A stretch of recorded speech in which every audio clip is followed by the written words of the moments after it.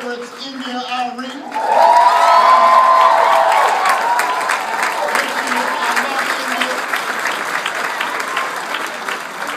And then to know that Reverend Al Green was here.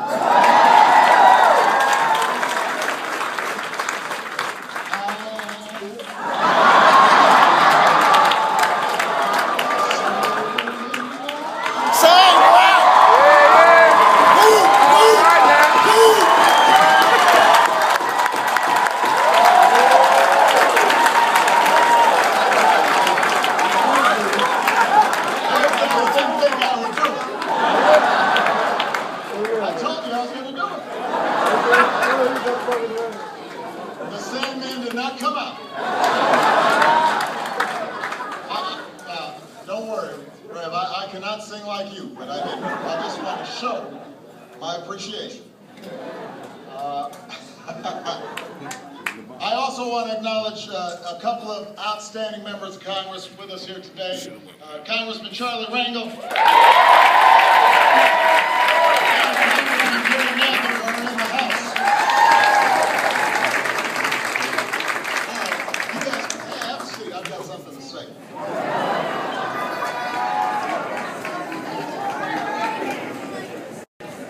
Thank you.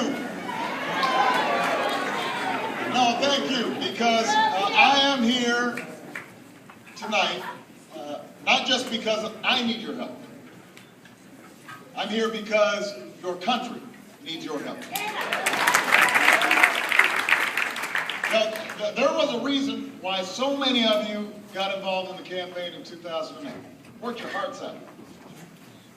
And it wasn't because you thought it was going to be easy. When you decide to support somebody named Barack Hussein Obama for president, you're not doing it because you think it's a cakewalk. You did it because you understood the campaign wasn't about me. It was about a vision that we shared for America.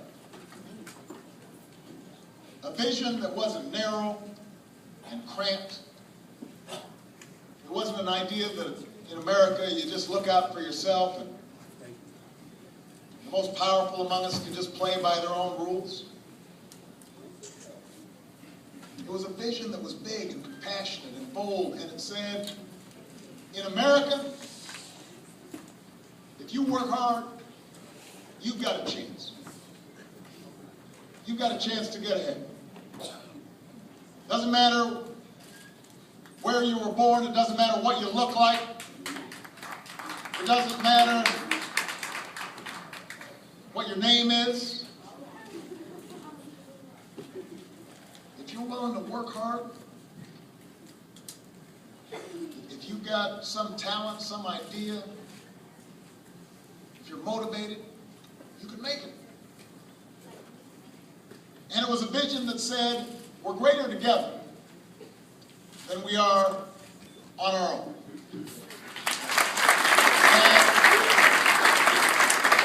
And everybody gets a fair shot.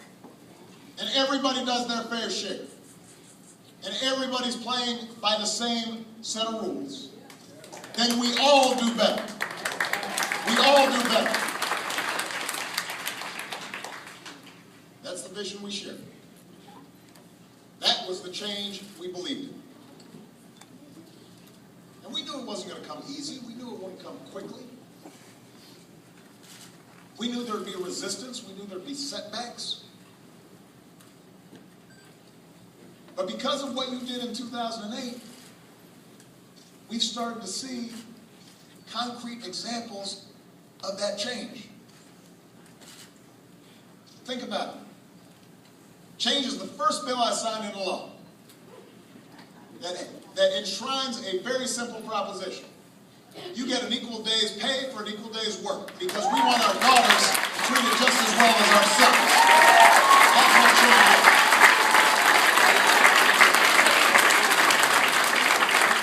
Change is the decision we made to rescue the auto industry from collapse. Even when there were folks saying no and wanting to let Detroit go bankrupt. And now 1 million jobs were saved and local businesses are picked up again. And GM Harlem is once again the largest auto company in the world. And we are seeing cars rolling off those assembly lines stamped with three proud words, Made in America. Change is the decision we made to stop waiting for Congress to do something about our oil addiction and finally raise our fuel efficiency standards on our cars, so that by the next decade, every car is going to be getting 55 miles per gallon. That'll save you money, that'll save our environment. It's good for our national security. That's what change is. We got that done. Change was the fight that we had to stop sending $60 billion in unnecessary subsidies to the banks in the student loan program. Take that $60 billion out, give it directly to the students so that millions of young people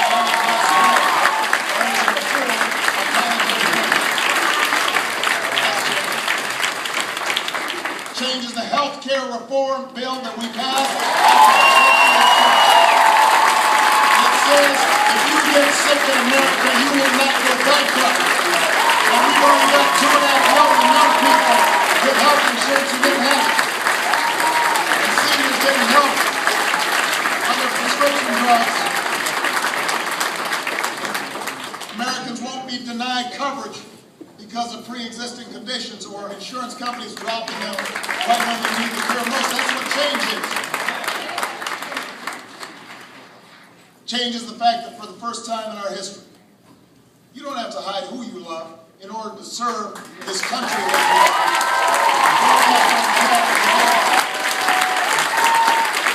We don't believe in discrimination in this country. That's part of who we are. That's what change is.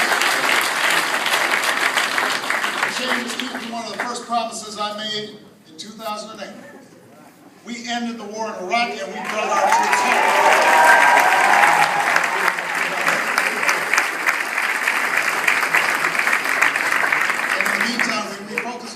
On the terrorists who actually attacked us on 9/11. Thanks to the extraordinary men and women in uniform and our intelligence agencies, Al-Qaeda is weaker than it's ever been, and Osama bin Laden will never walk this earth again.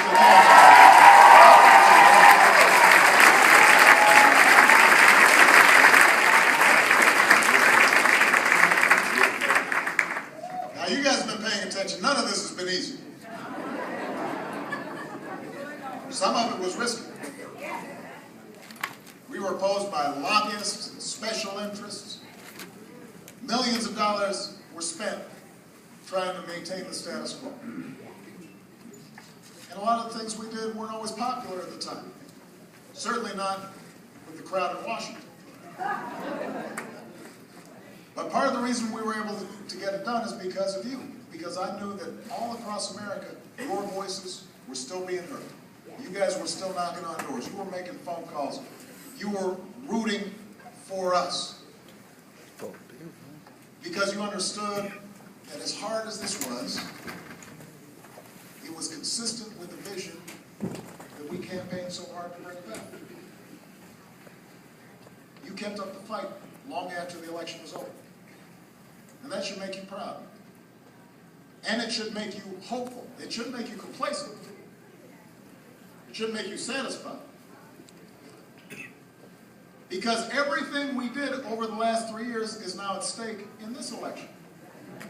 The very core of what this country stands for. That idea that no matter who you are, you can make it. That idea that we're all in it together. The idea that if there's a child somewhere who's not getting a good education, that affects me.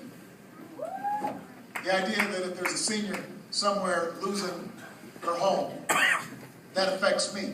That idea is at stake in this election.